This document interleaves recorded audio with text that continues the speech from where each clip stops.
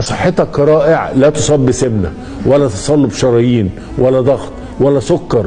الرسول عليه الصلاه والسلام جاله الامر بالحج، فبينفذ اللي جبريل عليه السلام بيقوله له.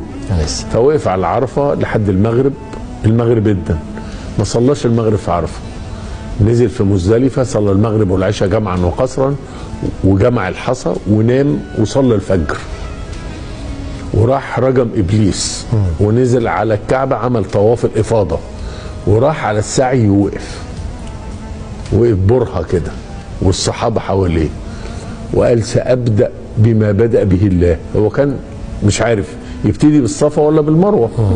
الآية قالت ايه؟ إن الصفا والمروه. فهو ابتدى بالصفا صحيح قبل المروه بالترتيب اللي ربنا قاله. في أكلنا ابدأ بما بدأ به الله، وفاكهة مما يتخيرون ولحم طير مما يشتهون. ابتدي دايما بالفاكهة، هتبقى صحتك رائع، لا تصاب بسمنه ولا تصلب شرايين ولا ضغط ولا سكر. كل دول هتجيبهم على جنب لو كلت برتقانه قبل الاكل او برتقانتين. فانت في شغلك خد فاكهه صح، ولما تروح يبقى كل